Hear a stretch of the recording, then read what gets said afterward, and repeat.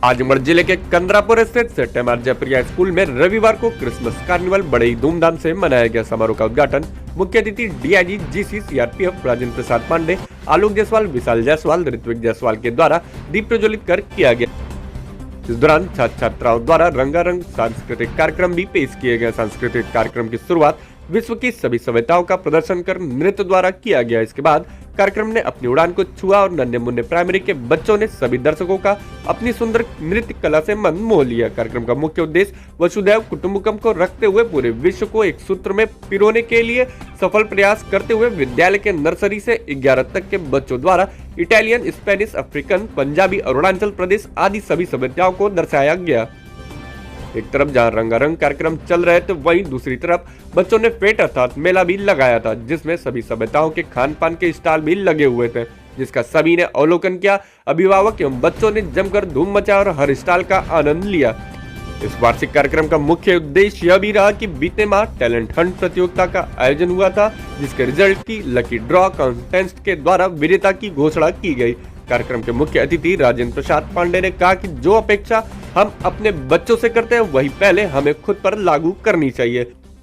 इस दौरान विशिष्ट अतिथि भाजपा जिलाध्यक्ष श्री कृष्ण पाल, अरविंद जायसवाल, डॉक्टर मनीष त्रिपाठी, शिव गोविंद सिंह, ऋचा अग्रवाल सहित तमाम अभिभावक और शिक्षकगण मौजूद रहे। मैं headmistress Saint MR Jaipuria school Mrs Sonia Mercy James.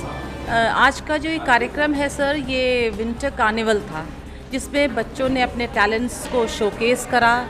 बहुत सारे रंगारंग कार्यक्रम हुए यहाँ पर, बच्चों के डांसेस हुए। Right from class nursery to class 9th and 11th तक के बच्चों ने अपनी परफॉर्मेंसेस दिया।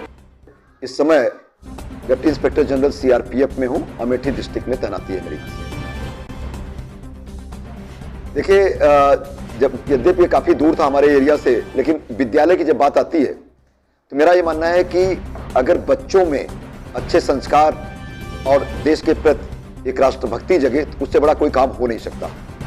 और यद्यपि काफी दूरी थी और मुझे शुरू में संकोच था कि क्योंकि और बहुत सारे कार्य हम लोग के होते हैं, लेकिन जब मैं यहाँ पर आया, बच्चों का जो मैंने उत्साह देखा और इवन विद्यालय के जो अध्यापक थे या इनका जो एडमिनिस्ट्रेटिव सिस्टम था, जिस ढंग से सारी चीजों को बड़े सुरुचिपूर्ण तरीके से लगाया, जो कार्यक्रम यहाँ प्रस्तुत किए गए, इससे अब ये लग रहा है कि खास करके पिछले कुछ दिनों से जो एक एजुकेशन के प्रति और जो एक ऑर्गेनाइज वे में काम करने का तरीका हमारे स्टेट में डेवलप हो रहा है उत्तर प्रदेश में, मुझे इसको देख करके बहुत खुशी हुई।